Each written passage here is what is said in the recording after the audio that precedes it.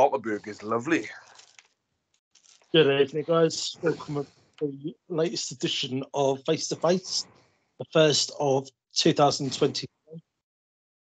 And tonight, I've got the great pleasure of being joined by a Welsh band that's making a lot of noise, literally and figuratively. King Kraken. Hey. Hello. Hey. How's it going, buddy? Hello.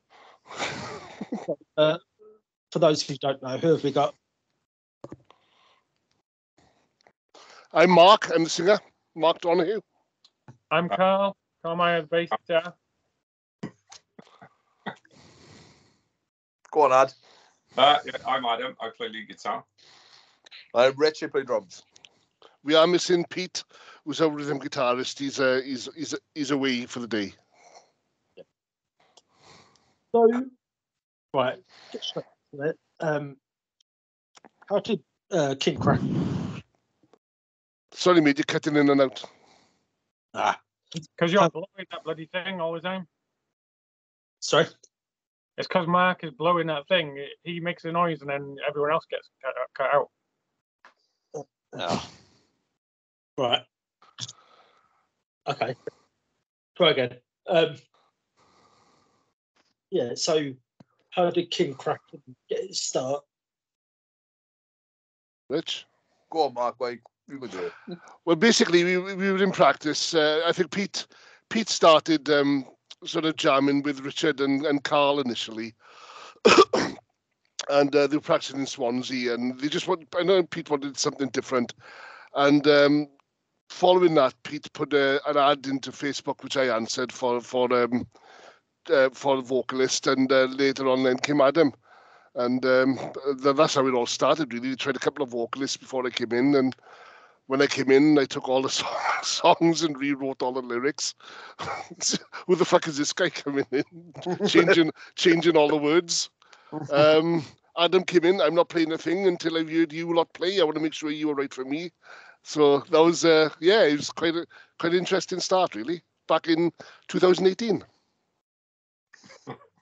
Did I do that? I can't even remember doing that. Yeah, I remember that. Yeah. I actually can't remember that. Yeah, that's what you were like. Yeah. Yeah. So going back, who did you listen to?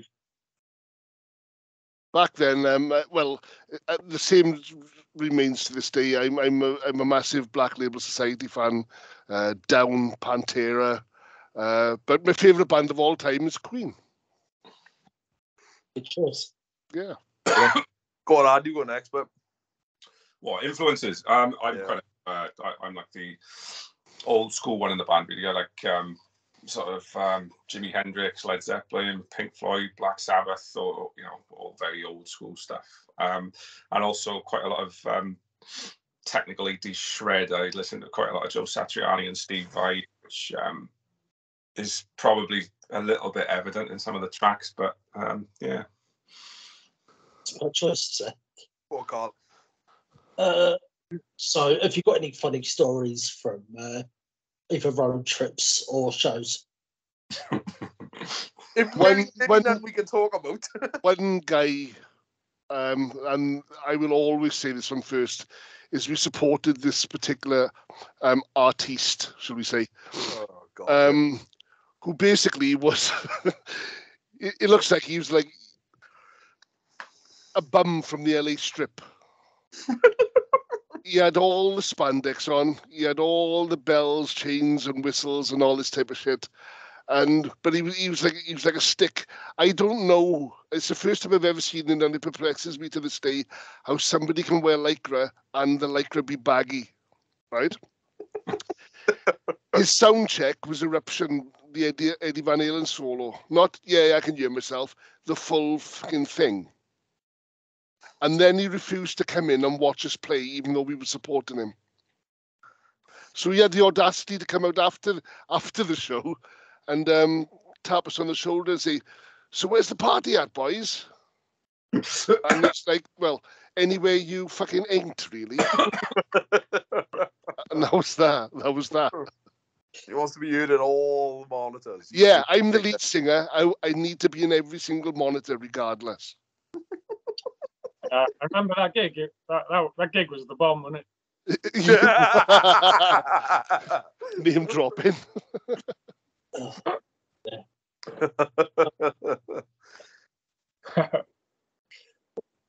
What's the writing process? The writing process, a lot of it just happens on the spot in rehearsal. Sometimes Pete or myself will come up with some riffs at home, and then we'll bring them along to rehearsal, show them to the rest of the guys, and then the song will literally be born or just get thrown away. Yeah. Normally it evolves over a number of weeks as we play them live. Like you'll have a song, and from the first time we play it, to what it is now, it may be a completely different song now to when it was first written. You know. Yeah, Chaos Engine was like that, wasn't it? Yeah. We played Chaos Engine a few times, and I wasn't happy with the drums and things like that, wasn't it? And then when we finally nailed them, then it sounds a completely different song now. No. Yeah. Crazy. Well, there's a riff in the Green Terror song that tried to make it into about 5 different songs, but Yeah, that's right. Yeah. but it just didn't work, and then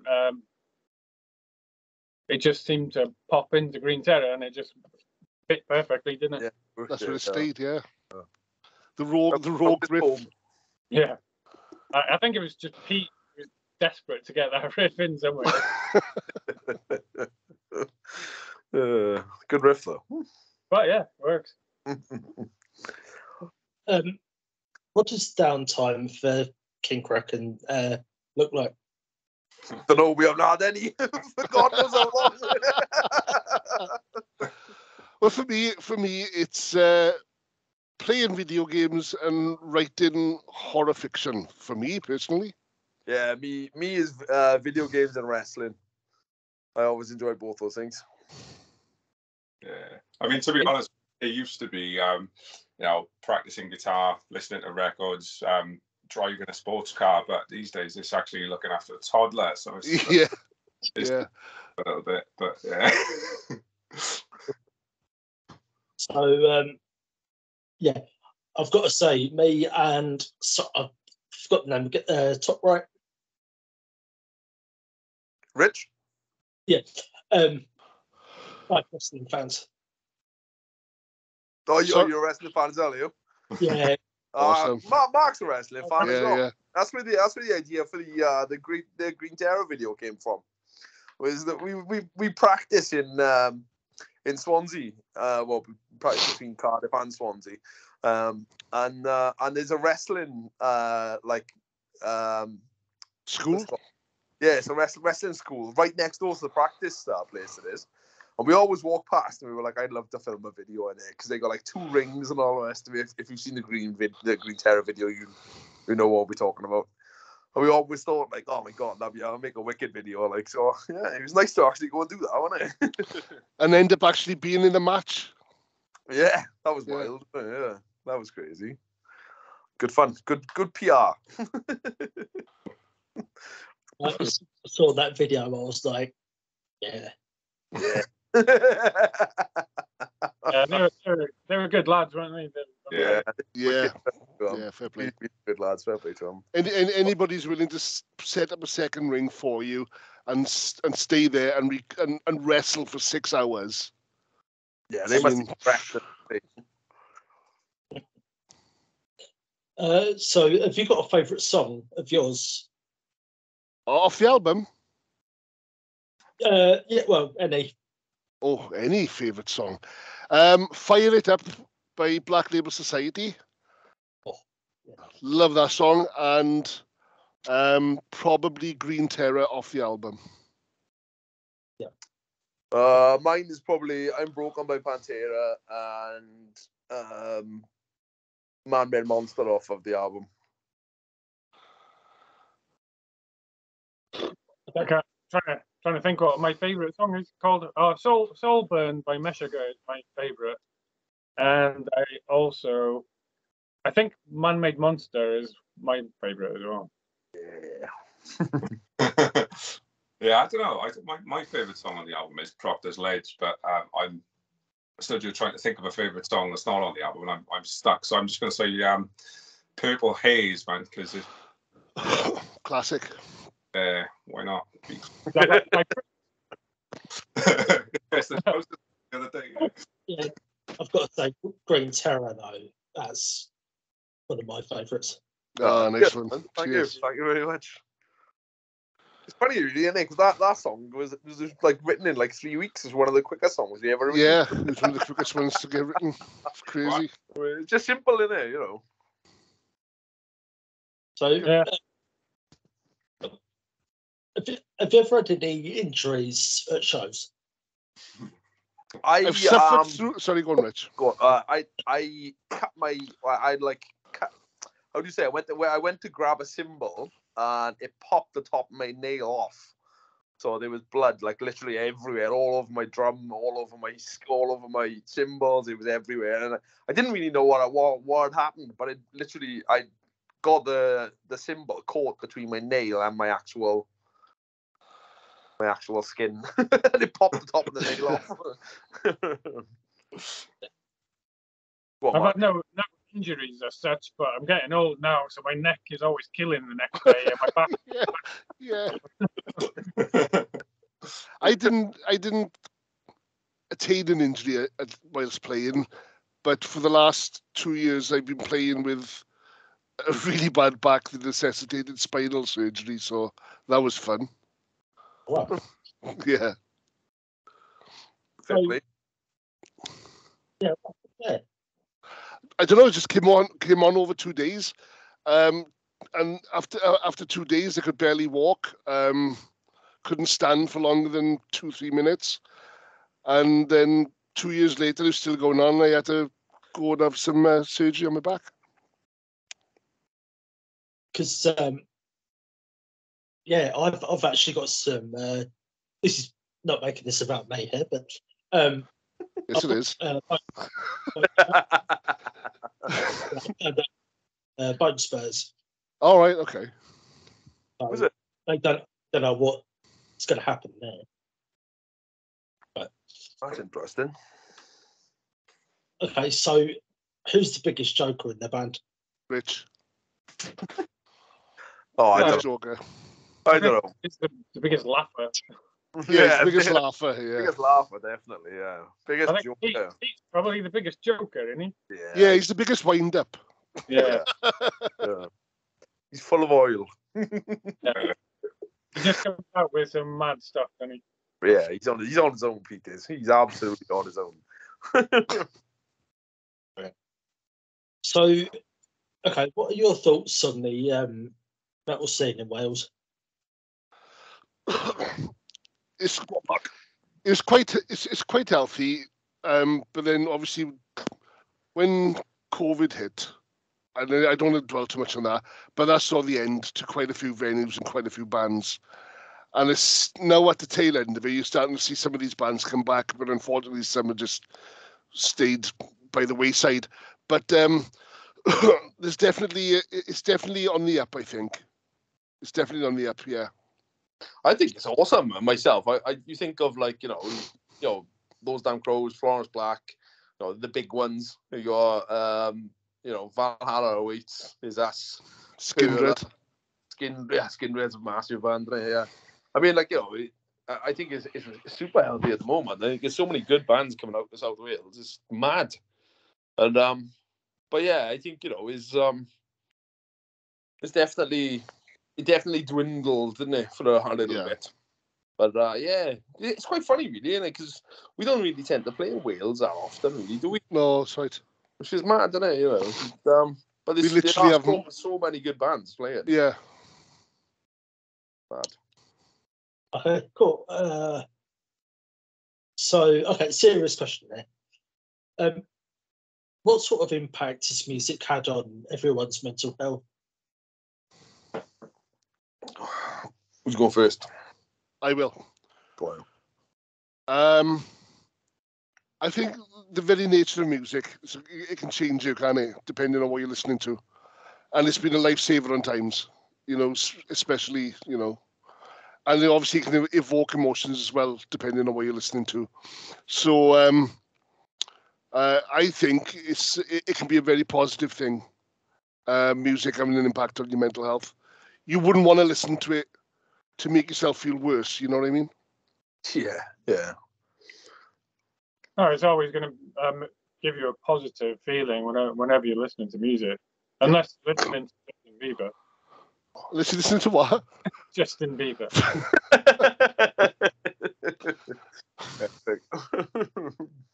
That always gives me a negative mental issue. It can just be used for so much, can't it? Music is, it can be used to grieve, can't it? It can be used in happy times. Literally every emotion has got a song you can tie to it. And even nowadays there's certain songs I can't listen to. Yeah. For that reason, yeah. Yeah, it's mad, isn't it? Yeah. Music is those things that. Music is one of those things that just instantly can send a memory to you. You've heard that song. Yeah. You'll think of a time where you heard that song before. Yeah. The time it'll be a good time. Yeah.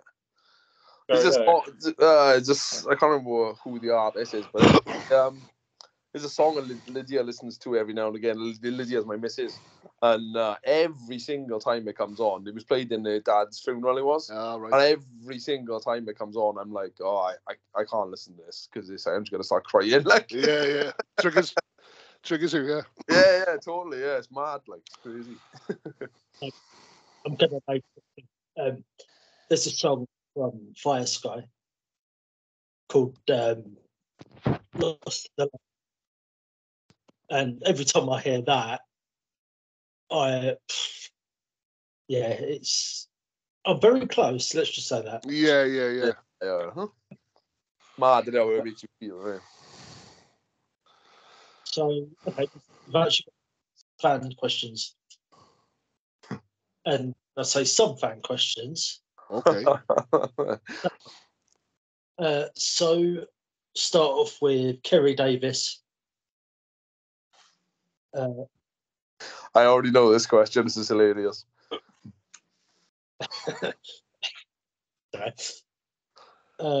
Is why does the dead body still have socks on? He's on about Darren. We didn't notice. That's really funny because I only noticed way down the line after the photos had been submitted to the press and all that, and realised, oh shit, the corpse has got socks on. But then it sort of kind of looked funny as well, so we thought, oh, great, okay. Oh, God. I laugh when I see that early on, I laugh. Yeah. I don't know if you've seen the photo we're on about, Ross, but okay. I think my favourite question from the fan group is... The sweet from Tabasco. Go on. Right. So Maria Owen, she asks, what would you say are the main themes that run through the new album, and why are these of particular interest to the band? For me, it's because I do the majority of the lyrics. It's all sort of story-based, sort of sci-fi, horror, B-movie type stuff. You got songs about Frankenstein, you got songs about different films, rather than write about, personal story and how you're feeling and I lost my woman and my dog's died kind of nonsense. It's a story. It's a story like films and stuff. Down. Yeah, exactly. Awesome.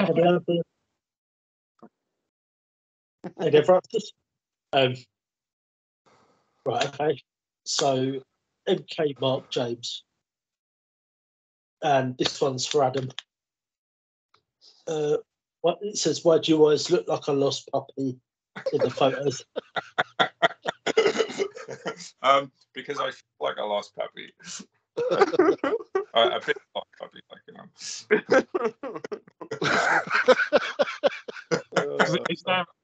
It's just them droopy eyebrows, isn't it? Yeah. What? Oh man, it's some brilliant questions in our group. Fair play. I want to hear him ask Ben. Sorry? Go on. It's okay, go on. I was just saying I want to hear him ask Ben's question. Yeah, I want to hear that as well. So we've got one from. I actually can't pronounce this one. It's Ewan. Ewan Wilding. Oh God. Who is Rich's main influence when it comes to coming up with the drum parts and fills? So my main influence is a bit of, I've always been more into like thrash sort of groove metal than like heavy metal or like rock or anything like that. So, one of my main influences is definitely Vinnie Paul from Pantera. Like the guy is just a wizard on the drums, man. He is unbelievable. I think my second one would probably be Bill Ward from Black Sabbath. I actually seen his last concert in Download 2010, I think it was, maybe something like that. Black Sabbath headlined. I think maybe third. I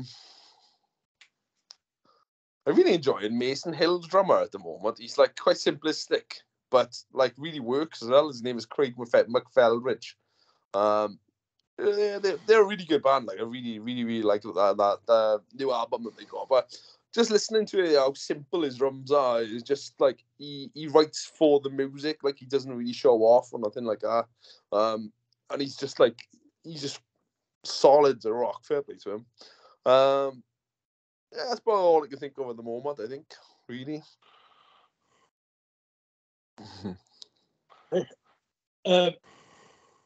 Rich, why do you have so many symbols? And only two hands. Who asked that question? Right, so this one actually confused me when I first read it. Yeah. So, who are your favourite counterparts? So, Mark's favourite singer and favourite drummer, favourite. Right, okay. My favourite vocalist of all time has to be Freddie Mercury. Hands down, just incredible range, incredible vocalist, incredible songwriter. I can't say more than that, really. The guy's a genius. Carl, favourite bass player? I don't have a favourite as such, but when I was 16, I went to my first ever concert, which was Metallica in Milton Keynes, and at that time, Jason Newsted was just he was just amazing, and especially in that gig, he played the solo for about 15 minutes as well, and he just blew my mind that day, and I've just I've loved Jason Newsted for a while. Good man. Also, Les Claypool is amazing. Yeah. Yeah. Well, it's a deal for me. It's Jimi Hendrix, hands down. There's lots of guitar players I love, but yeah, I couldn't pick anybody apart from Hendrix. Which it'd make an interesting band with Freddie Mercury on vocals and the guy on bass. Super group. Yeah. Because Pete would pick Rick Parfitt on guitar, wouldn't he? So Yeah. Yeah. I think my favorite. I got lots of favorite drummers. Obviously Vinnie Paul. I've already mentioned him. I think Dave Lombardo is just like a wizard again. And I don't know. I tend to take a lot of inspiration from hip hop and other things like that as well. I like people like Aaron Spears. If you've ever heard of him playing, he's a drummer in the church. American church he is but he is absolutely unbelievable. He's just unbelievably ridiculous. But yeah, I think probably Vinnie Paul is gonna be the number one for me, I think. Favourite vocalist, Dave Grohl. Favourite drummer, Dave Grohl. Favourite guitarist, Dave Grohl.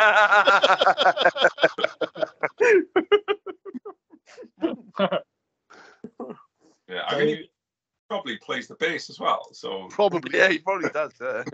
Right, so I've got a question from Peter Lewis. He asks, what song by another band do you wish that you'd written, or any songs that you wish you could cover?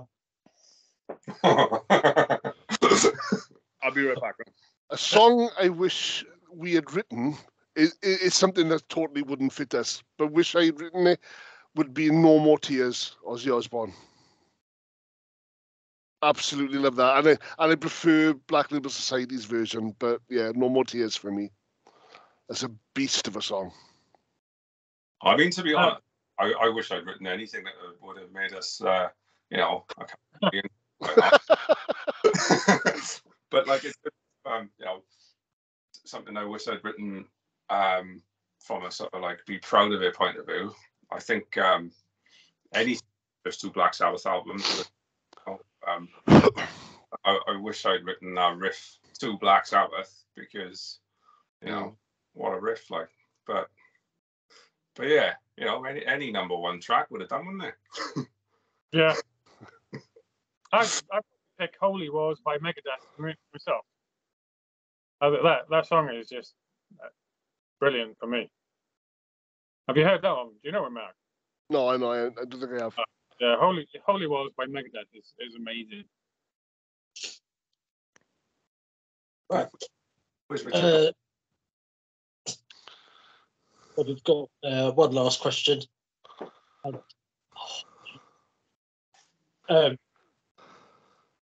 Ben asks... Rich is going to miss this. Rich is going to miss it. Rich, sit down, hurry up. Right. So... Back. This is what took the longest to write down, actually. This is lovely. And can a King Kraken crack? If King Kraken can crack cans. How much cans could a King Kraken crack if a King Kraken could crack cans? And it could also, and it also depends on how many cans are on the Kraken's back. I mean, really, the answer's 1180, isn't it? It is. Well done. That was very funny. I remember. That's why the album's called. That's the title of the album. Are they small cans or big cans, though, Adam? It doesn't matter. 500 mils. That's exactly the type of question I wanted to answer. That was. Oh, there. But Fair play. actually, no, because there was another question which was on the fan page, but I completely forgot to write it down, and now it's gone out of my head. But it was about a wrestling match, I think. Oh, was it? What was it? That was Jack. That was Jack. Jack Brissett. He asked what did it feel like to be in a wrestling match, didn't he, or something like that. It felt absolutely incredible, clotheslining the shit out of him.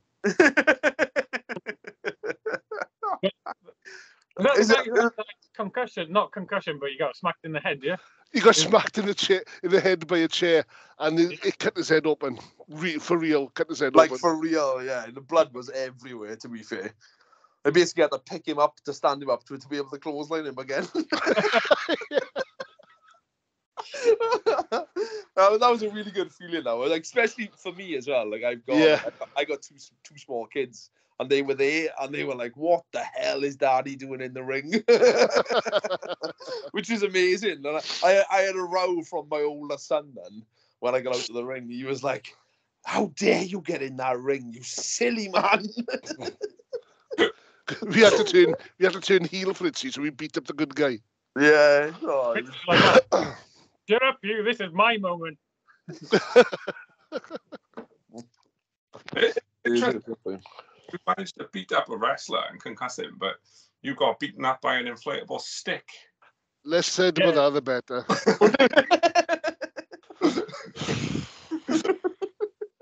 Oh, the shame. Oh, Yes, so good. So I'm going to extra question actually. On that, have you got any favourite wrestlers? Undertaker, all day, every day. I know he's retired now, but that man just was incredible. Had an incredible career. Yeah. Favorite 80s wrestler, Hulk Hogan. Favorite 90s wrestler, Steve Austin and The Rock. Favorite 2000s wrestlers, probably Seth Rollins. Favorite wrestler now, oh God. Brock Lesnar. Bray Wyatt for me. I Yeah. love Bray Wyatt. Okay. I love Bray. He's the next Undertaker, man. He's the next Undertaker. Bray Wyatt. Yeah. Oh, bollocks. Yeah. What? Who's that big guy who flipped a truck? Oh, Braun Strowman. Braun Strowman, yeah. I like him. He's one of my favourites as well. He's back as well, isn't he? Yeah, that's what my hat is when I usually wear his Braun Strowman hat. Yeah. For some people, Carl it's me. sleeping. Carl sleeping. I've been looking like a lost puppy. Just clocked that. I need another one of these now. God damn. Hey, just dropped off for a moment then. I'm trying to think of a wrestler, but J&D Stacks, Big Daddy. Hacksaw Jim Duggan. which one's the one that looks like Pete, but like Pete if he was big? Ooh. There's one of them that looks like Pete. He looks nothing like Pete. He's bald, but like who's a famous bald wrestler? Steve Austin. Yeah. Is he was in? Is he the guy who was in the Expendables? Yes. Yeah. I reckon if Pete was bigger, he'd look like Kratos in God of War. Oh yeah, he would actually. He would. He's got that grizzly old look on him. That's excellent. He'd look like Boy George, wouldn't he? Because he always looks like he's got eyeliner on. Ooh, the Green Terror. The strangest comparison I've had on this. But what about on the British wrestling scene? Have you got anyone that you're a fan of? Mark Andrews.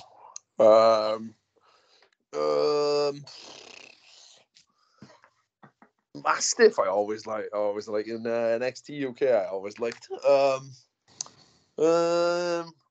I think locally, one of my favorite wrestlers is probably Payne. Payne's brilliant. He's a legend. Yeah, he's awesome. Payne There's another guy who's in our videos called Tom. I can't remember his last name is, but he was awesome. He was wicked. Tom something. I can't remember what it's called.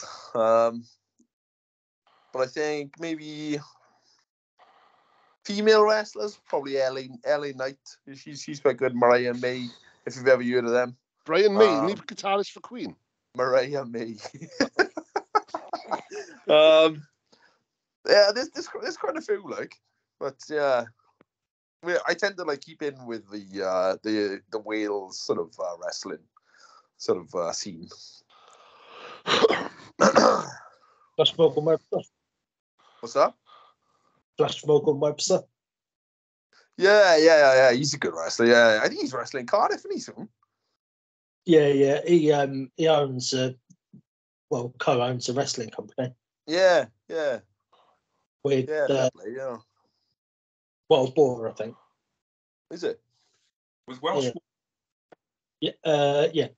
Attack, I think. Attack Wrestling Cardiff, isn't it? Yeah. Good So, enough. Yeah, so that's the end of the questions, fortunately. Thank you very much. Thank you very much. Appreciate that, man. Who's Ross? All that's left to say is King Kraken, massive thank you for joining me. Hey, thank you for having us, bud. Yeah, cheers, guys. Yeah, come on. Legend. Thanks very much, buddy. Thanks a lot. Means a lot, man. Catch you soon, yeah? Yeah, take it easy, man. Take care. Nice one, buddy. Cheers. Nice Yeah. one. Ciao, buddy.